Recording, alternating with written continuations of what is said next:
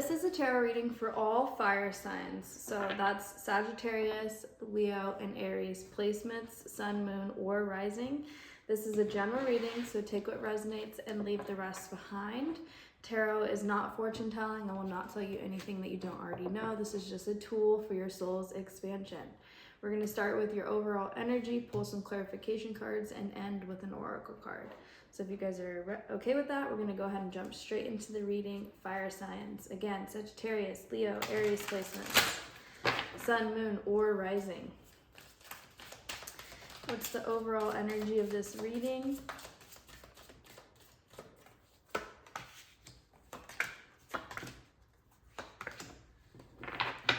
At the bottom of the deck, you have the King of Wands. So this is stepping into your highest self. This is stepping into confidence. This is a person who aligns their belief system with their actions. So you're not, doing cognitive dissonance where you're like saying one thing, like you believe one thing, but then your actions are going completely opposite of that. This is somebody who knows what they want and are able to take the actions to get that. And so they have the confidence about themselves. They have high self-esteem because they follow through with the promises that they make to themselves. So this is a good energy to step into. This is what you don't see coming. So this is you don't see that you're going to be able to eventually step into that confident energy. Right now, it seems like you are experiencing stability. You're manifesting things. You're creating things for yourself. You're probably financially stable right now. And you're looking towards the future of like, how can I create generational wealth, or how can I create some sort of legacy or some sort of business, or it's like you want long-term stability, you want long-term success. You're not here for the micro, you're here for the macro. You're looking into the future of like, how can I create this for myself, for my family, my future children, things like that. And you're getting some sort of inspiration or some sort of idea, or you're getting inspired to take an action here with the Ace of Wands. It's like you want to move towards whatever this inspiration is to create something. Maybe you're thinking of creating a business or something like that. There's an energy of illusions or not being able to make the correct choice. Sometimes things in our life, people, relationships, situations, just things that trigger our emotional reactions, they present themselves as a certain thing, and so we're like, oh, that looks shiny and new, that looks good, it's presenting itself this way, and then we come to find out that it's not the way that it presented itself, whether that's a person, whether that's a situation, or it's something to do with your emotions. So something that you're trying to emotionally invest in, or something that you're emotionally attached to, or something that just pokes at your emotions. It's presenting itself as one thing, but it's not. So be careful, be able to differentiate between something that triggers your ego and something that triggers your higher self. So like, just really looking into things before making a decision, because there's something about illusions and trickery going on, like you not seeing things clearly, or you not being able to differentiate between what your ego wants and what your higher self has in store for you. With the Queen of Cups, you're needing to be emotionally mature. I would say don't react to these things, even if you like invest in the wrong person or invest in the wrong situation, or get attached to the wrong idea and it ends up being a disappointment. Don't react to that. Don't let those people or that situation get to you. Like, we can't really control our emotions and our thoughts, but we can let them not control us. We don't have to be reactive. You don't have to let people know how you feel. You don't have to let a disappointment ruin your whole entire life or day or whatever. You know what I mean? It's like being able to really put a lid on your emotions and just, they're there and you acknowledge them, but don't be overwhelmed by them. I think right now you could be working really hard to get what it is that you want. Maybe you're not at the 10 of Pentacles yet, you're at the 7 of Pentacles. So you're kind of like working towards something, but you haven't seen it yet, and so you don't know if you're gonna get it. But this could also be, you know, if you make the wrong choices emotionally and invest in the wrong people and situations, it will set you back financially and physically somehow. So let's go ahead and take a deeper look and get some clarification cards into your situation.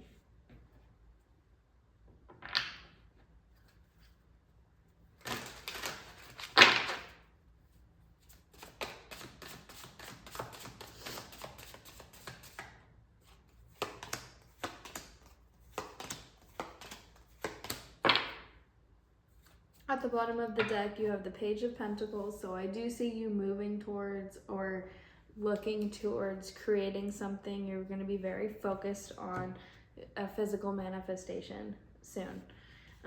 The 10 of Pentacles is clarified by the Moon card, which is about illusions, mystery, fear, anxiety, your subconscious.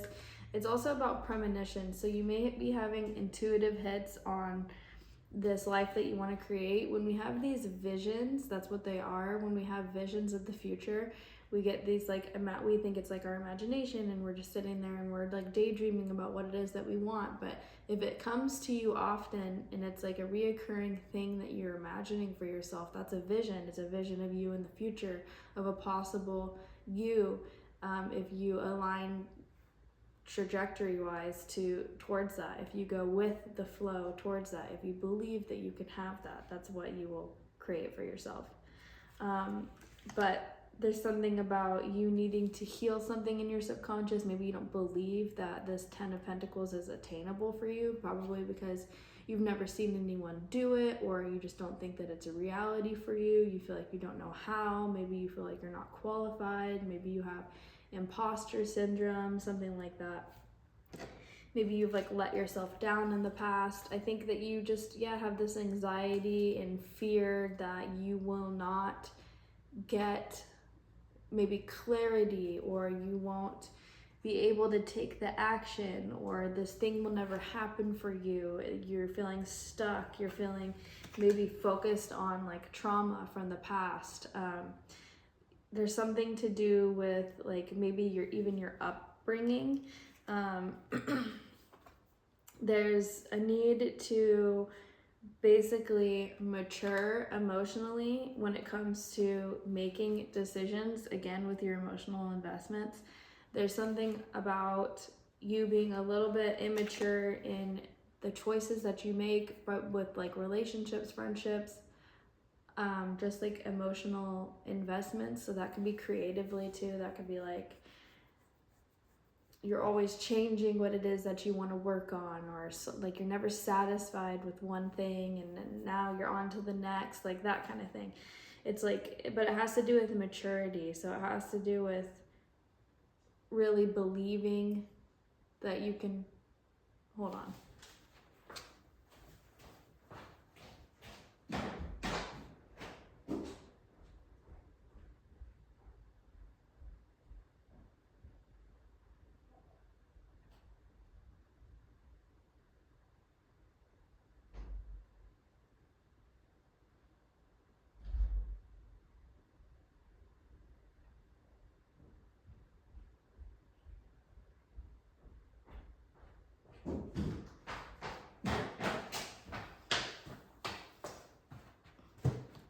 Sorry, I had to let my dog outside. Okay, so there's something to do with, just being emotionally mature, being able to make better decisions, not getting swept away in the,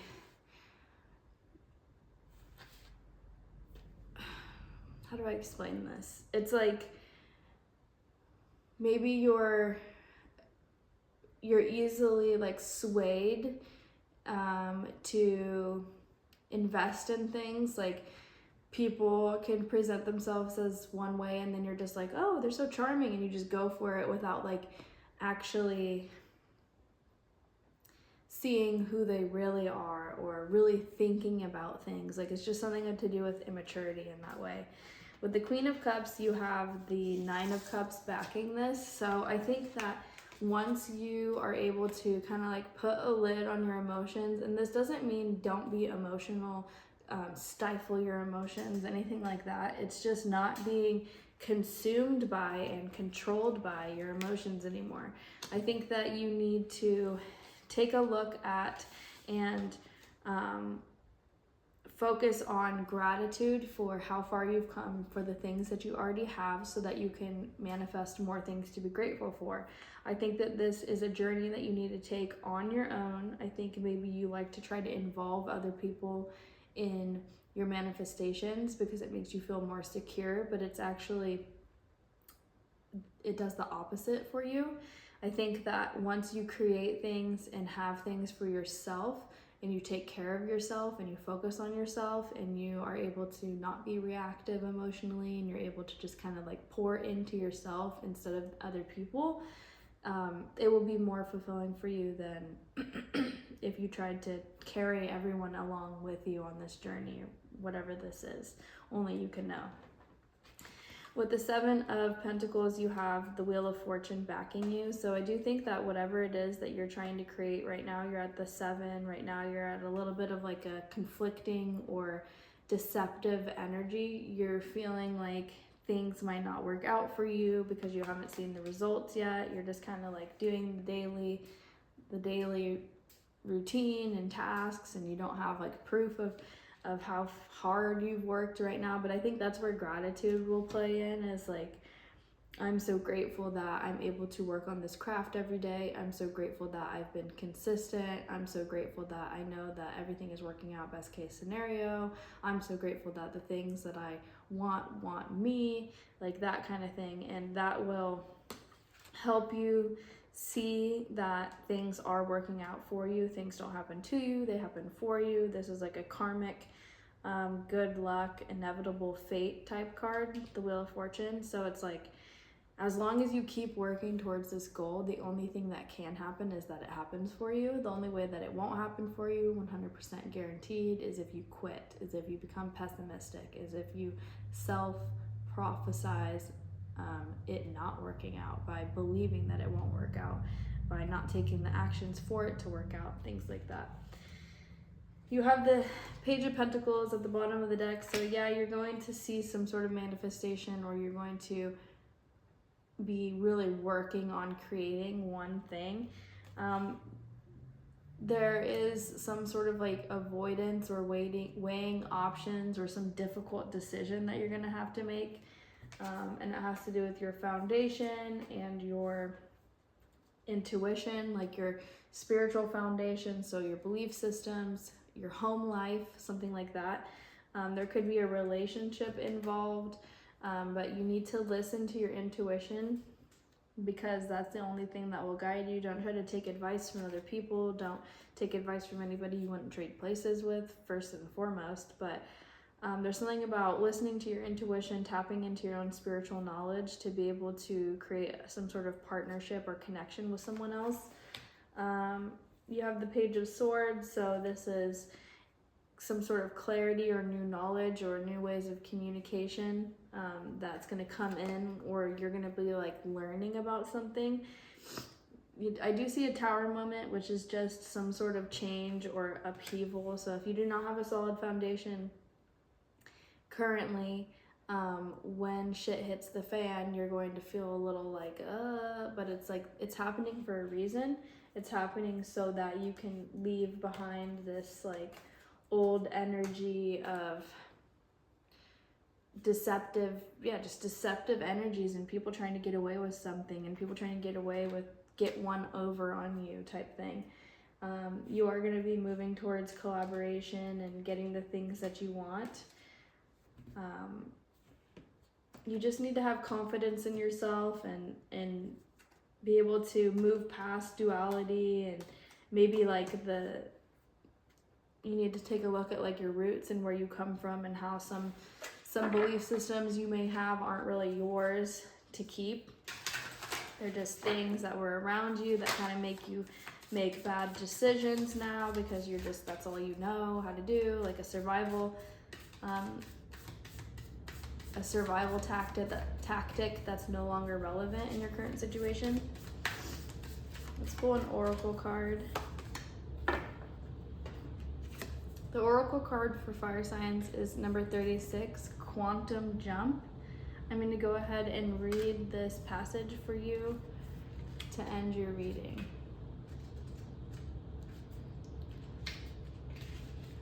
In physics, it is understood that a quantum particle breaks down to the smallest particles that create the fabric of reality. A quantum particle is every version of itself at once. Yet when the particle is observed, it becomes the version of itself that is reacting to the observer's consciousness. This also applies to humans. In layman's terms, we are every version of ourselves, but our consciousness dictates what version of ourselves we choose to be. Grasshopper's Medicine jumps into your cards today and asks you to quantum jump into the highest version of yourself. You do this by assuming the identity and the emotion of the self you want to be. It is in you to be the most fantastic version of you. You just need to jump into it. Stand up straight, fix your posture, wake up early to pray, meditate, and move. Eat foods that the most amazing version of you would eat. Dress the way the highest version of yourself dresses. Work like the version of you that you respect. Treat people the way the highest version of you treats people. Take action towards goals in the same way that the version of you who is making big wins would take. Start loving yourself in the way the version of you who is in love with themselves would treat themselves. This card says you can no longer identify with being a victim to circumstance. You are powerful and you create your own reality. Grasshopper's Medicine asks you to choose to be the version of yourself that feels the most fulfilling right now. What you've been chasing this entire time is within you. Jump into the you that actualizes their potential. I hope that you guys like this reading. If you resonated with it, let me know how in the comments below. I will be posting fire sign readings every Wednesday on this channel. Don't forget to subscribe, and yeah, I'll see you guys in the next video. Thanks.